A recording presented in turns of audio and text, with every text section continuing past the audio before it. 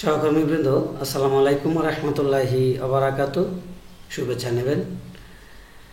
আজ আমি আপনাদের জন্য দারুণ একটি নিউজ নিয়ে আসলাম। নিউজটি হচ্ছে যে এমপিভুক্ত শিক্ষা প্রতিষ্ঠানে স্কুল এবং কলেজের কমিটি এবং কর্মচারী নিয়োগ বিষয়টি কার্যক্রম হাতে নেওয়া হয়েছে। অর্থাৎ ইতিপূর্বে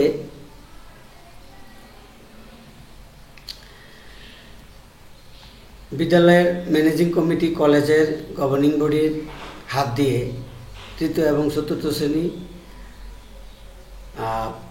অধ্যক্ষ উপাধ্যক্ষ নিয়োগ দেওয়া হতো, কিন্তু সেই নিয়োগ স্বচ্ছ এবং সঠিক হতো না।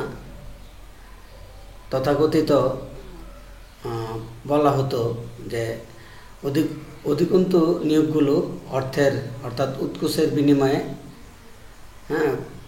নিয়োগগুলো সম্পূর্ণ হতো। তা আসলে কথাগুলো একেবারে মিথ্যা নয়, সত্য কথা। তো এই দিক বিবেচনা করে সরকার চিন্তা করলো যে এই নিয়োগটাকে কীভাবে স্বচ্ছতার সাথে কাভার করা যায় এবং কোনো দুর্নীতি অর্থ কেলেঙ্কারি ছাড়াই কিভাবে এটি বাস্তব রূপ নেওয়া যায় সে বিষয়ে কার্যক্রম শুরু করছি। এর দৃষ্টিকোণ থেকে বর্তমান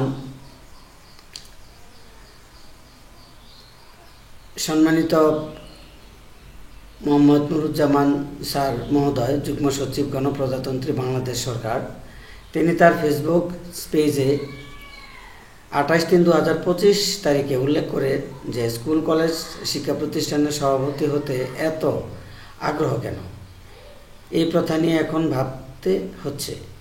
বোর্ড, জেলা উপজেলা প্রশাসনের উপর ভয়ানক প্রেশার, আমরাও বিব্রত এবং কর্মচারী নিয়োগের জন্য বিকল্প ভাবা হচ্ছে।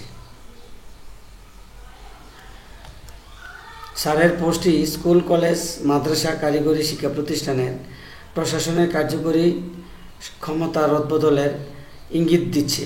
বিষয়টি বাস্তবায়ন হলে উপকৃত হবে 5 লক্ষ শিক্ষক কর্মচারী। শিক্ষা প্রতিষ্ঠানের শিক্ষার গুণগত মান বৃদ্ধি পাবে, আধিপত্য ধ্বংস হবে, অতি দ্রুত শিক্ষা প্রতিষ্ঠানে কল্যাণকর সকল সম্ভাবনা বাস্তবায়ন হোক, এটাই প্রত্যাশা 6 লাখ শিক্ষক কর্মচারীর।